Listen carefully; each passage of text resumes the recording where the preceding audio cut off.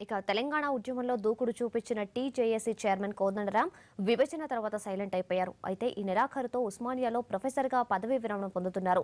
ఇన్నాళ్లు ఉద్యమం ముతున్న కారణంతో జోరు తగ్గించిన ఆయన విరమణ తర్వాత ఏం చేయబోతున్నారు? కోదండరాం వ్యూహం ఏమిటి? ఇప్పట్లాగే ఉంటారా లేదంటే సమస్యల మీద సీరియస్ గా దృష్టి సారిస్తారా అనేది ఇప్పుడు హాట్ టాపిక్ గా మారింది.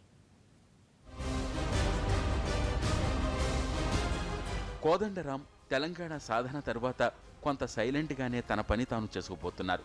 సెమినార్లు, రైతు జేఏసీ పేర్లతో జరిగే సమావేశాలకు హాజరవుతూ వస్తున్నారు. ఇక పొలిటికల్ జేఏసీ సమావేశాలు విభజన పరిపూర్ణంగా జరగలేదని కేంద్రం మీద ఒత్తిడికి కార్యాచరణ రూపొందిస్తూ ఉన్నారు. ఇది సింపుల్గా కోదండరాం డైరీ. ఉస్మానియాలో ప్రొఫెసర్గా పనిచేస్తున్న ఆయన ఈ నెలాఖరుతో ఉద్యోగ విరమణ పొందుతున్నారు. దీంతో కోదండరాం మరింత దూకుడుగా వ్యవహరిస్తారనే చర్చ జరుగుతోంది. ఇటీవలే ఆయన పుట్టినరోజు సందర్భంగా స్నేహితులంతా కలిసి మాట్లాడినప్పుడు చర్చలో ప్రధానంగా తెరమీదకొచ్చిన అంశం కూడా ఇదే. కోదండరాం ముందున్నవి రెండే మార్గాలు. ప్రభుత్వం మంచి చేస్తే మంచి అంటూ జేఏసీని సాఫీగా నడిపించుకోవటం.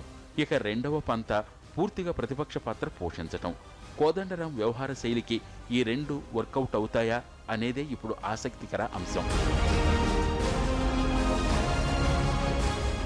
కోదండరాం స్వతహాగా పౌర హక్కుల కోసం పోరాడే తత్వం. తెలంగాణ ఉద్యమంలో ఆయన రాజకీయ జేఏసీని లీడ్ చేశారు. ఇటీవలే టీఆర్ఎస్లో ఓ కీలక నేత కోదండరాంతో సంప్రదింపులు జరిపినట్టు తెలుస్తోంది. రాజ్యసభకు వెళ్లే ఆలోచన మీద చర్చించినట్టు తెలుస్తోంది.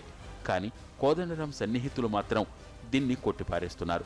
ఇప్పటి వరకు అన్ని పార్టీలు ఆయనకు పొలిటికల్ ఆఫర్ ఇచ్చారు. కానీ ఆయన తిరస్కరించుకుంటూ వచ్చారు.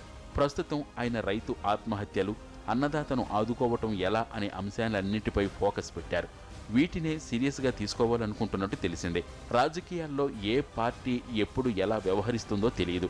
అలాంటిది అన్ని పార్టీలను కలుపుకుని పనిచేయటం సాధ్యమవుతుందా అనేది కూడా చూడాలి.